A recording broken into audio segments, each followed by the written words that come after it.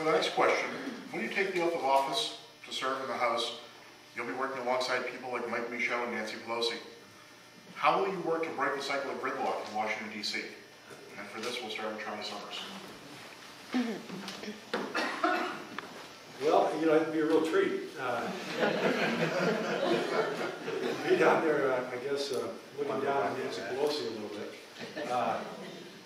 You know, at the end of the day, the people in Maine expect the politicians, the people who represent them, they expect them to move the process forward. And there are times when you can agree with someone, there are times when you can disagree with someone.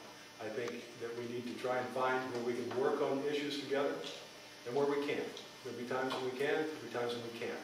That's just the process. That's the way it works. I think, again, you have to stand on principle, and if there is an issue that you feel strongly about, like I said, mandatory funding for the VA, which I feel very strongly about. If you're talking about tax cuts, if you're talking about the fair tax, I feel very strongly about that, and that's where you're going to see me standing. And that's where I will sit, and I will stand in the same place. But, you know, there are times, maybe it's on a fishing issue. Maybe it's on a regulation affecting fishermen in the state, or farmers, or truck drivers, or nurses, whatever the case may be. And if you can find some common ground on that, then I think it's incumbent upon us to do that. So, you know, you have to go into it. You know, it's like when I grew up. My mother and father, I told you, they ran a hotel and a bar. And we didn't ask people their politics when they came in. As long as they paid their bill, as long as they minded their own business and didn't cause trouble. Now, Democrats, I think we can argue, it's causing a little bit of trouble down there, so you might have to throw a few of them out.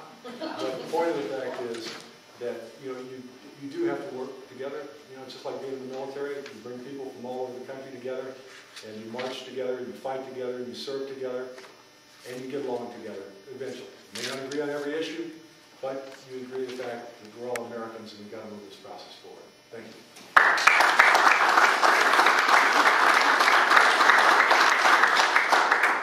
You know, we're in very interesting political times. I spoke about this at the convention. Is that the Republican Party's been here before, which is in the 1970s when, you know, the 60s were a tough time for the party. And there were some political misgivings in the early 70s, and everybody said, you know, as the Republican Party goes, we should moderate our politics. You know, we should not take those tough positions. And that's when Ronald Reagan stood up. He said, over this party, don't raise a banner of pale pastels, but raise one of bold colors. And Ronald Reagan took that idea to Washington, D.C. And he took it here to Maine. And I'll never forget, I spoke with one of his economists back in September. And they said, Ronald Reagan was a great communicator. And more politicians need to understand. They need to stop focusing on the parliamentary rules that are within Washington, D.C., and the House and the Senate. And they need to talk to the American people. And the story he told me was there was some big tax bill looming, and Dan Rostenkowski was using the political machine inside the United States Congress to make sausage. And they had a big economic meeting, and Reagan said, I'm going to talk to the American people. And he spoke to them in his plain voice, his uplifting voice, his voice of hope, in an inspirational way. And he understood that if he took his voice to the American people, his ideas, his bold ideas would work every single time. And that night, Dan Rostenkowski's phone switch blew up in his office.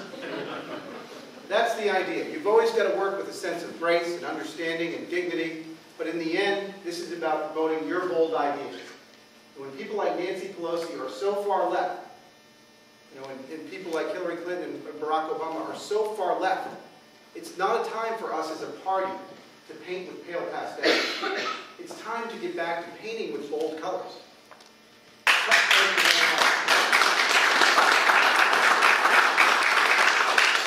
It's time to talk about the immorality of high taxes, and the immorality of government spending, and then the immorality of all the cultural abuses that go on, and being bold about all your positions. It's important that as a politician, when you go to Washington, D.C., you don't seek leverage, but you create leverage. And you do that as a communicator. And I've learned now through being in business and in sales that communication is the most important thing in this job. So when I come home to Maine, I will talk boldly and proudly about conservative values, but most of all, my candidacy will be one of bold colors. Thank you so much.